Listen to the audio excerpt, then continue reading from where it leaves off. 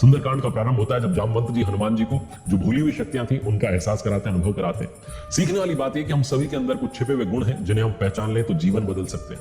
हम सभी के पास में जामवंत जी की तरह एक साथी होना चाहिए, और अगर वो साथी है तो उन्हें महत्व देना चाहिए, क्योंकि वो हमारी छिपी हुई क्षमताओं को पहचानने में और उन्हें बढ़ावा देने में मदद करते हैं।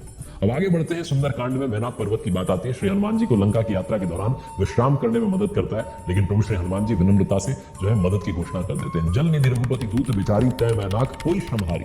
समुद्र जी ने उन्हें श्री रघुनाथ जी का दूत समझ करके मैनाक पर्वत से कहा कि हे मैनाक, आप इनकी थकावट दूर करने वाले बनो, इन्हें अपने ऊपर विश्राम करने दो। हनुमान ही परसाकर पुनि कीन प्रणाम, राम काज कीन्हे बिनु मोहि कहां विश्राम। हनुमान जी ने उसे हाथ से छू दिया, फिर प्रणाम करके कहा कि हे भाई, श्री रामचंद्र जी का काम किए बिना मुझे विश्राम कहां। सीखने वाली बात इस प्रसंग से यह है कि अपने गोल की तरफ फोकस्ड रहें। हनुमान जी को माता सीता का पता लगाना था, लंका जाना था, उनका गोल वही था, लक्ष्य वही था। जब तक अपने लक्ष्य तक नहीं पहुंच जाते तब तक हार मत मानिए। कभी कभी अपने लक्ष्यों को छोड़ने के लिए जो बीच में प्रलोभन आते हैं उनको आपको छोड़ना होगा। और कहने का मतलब यह है कि विनम्रता के साथ, अगर आपको ना भी कहना है तो विनम्रता के साथ कहिए। प्रस्ताव को जब आप ठुकरा रहे हैं तो किसी की भावनाओं को आहत करने की आवश्यकता नहीं है। इसीलिए बहुत विनम्रता के साथ हनुमान जी ने क्षमा मांगी और कहा कि जब तक राम जी का काम ना हो जाए विश्राम नहीं कर सकता। अब बात करते हैं सुरसा की, जो श्री हनुमान जी के रास्ते में आती है और भोजन के रूप में जो उन्हें खाना चाहती है। श्री हनुमान जी कहते हैं कि मुझे जाने दीजिए, अनुरोध करते हैं। उसके बाद जो है वो अपना मुंह खोलती है कि आपको मेरे मुंह में प्रवेश करना पड़ेगा।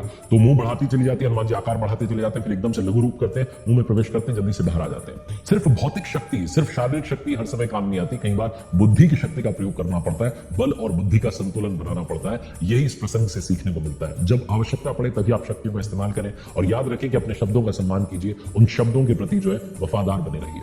सुंदरकांड में आगे बढ़ते हैं और लंका की बात करते हैं, जहां जब श्री हनुमान जी पहुंच जाते हैं तो एक पर्वत पर रुकते हैं, उस लंका शहर को ध्यान से देखते हैं, विश्लेषण करते हैं, और रात में बहुत छोटे रूप में जो है शहर में प्रवेश करने का जो है वो डिसीजन लेते हैं। पुर रखवारे देखी बहु कपि मन कीन विचार, अति लघु रूप धरो निसी नगर करो पैसार। नगर के जो रखवाले थे उनको देख करके हनुमान जी मन में विचार करते कि बहुत छोटा रूप धरता हूं और रात के समय नगर में प्रवेश करता हूं। हमेशा अपनी प्रॉब्लम को समझिए, एनालाइज कीजिए, फिर एक जो है प्लानिंग आपको बनानी चाहिए।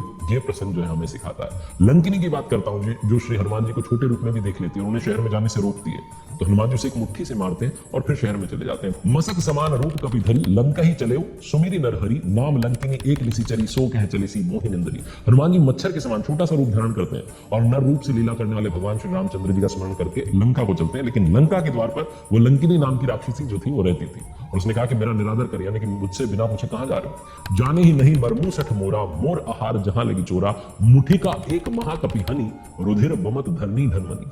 हे मूर्ख, तूने मेरा भेद नहीं जाना, और जहां तक जितने चोर हैं वो सब मेरे आहार है। तो महाकवि हनुमान जी उसे घूसा मारते हैं, जिससे वो खून की उल्टी करती है, पृथ्वी पर लुढ़क पड़ती है। आपका काम जो स्थिति के आधार पर होना चाहिए, अपनी शक्ति का दुरुपयोग नहीं करना चाहिए। हनुमान जी चाहते तो उसका वध भी कर सकते थे, लेकिन सिर्फ एक मुक्का मार के, एक मुट्ठी मार करके जो है उसको धराशायी कर दिया। लंका नगरी में जब प्रवेश करते हैं श्री हनुमान जी तो एक और प्रसंग आता है कि एक महल में वो तुलसी का पवित्र पौधा देखते हैं, श्री राम जी के धनुष और तीर के निशान वाला एक छोटा सा मंदिर देखते हैं, और फिर विभीषण जी के घर पर पहुंचते हैं।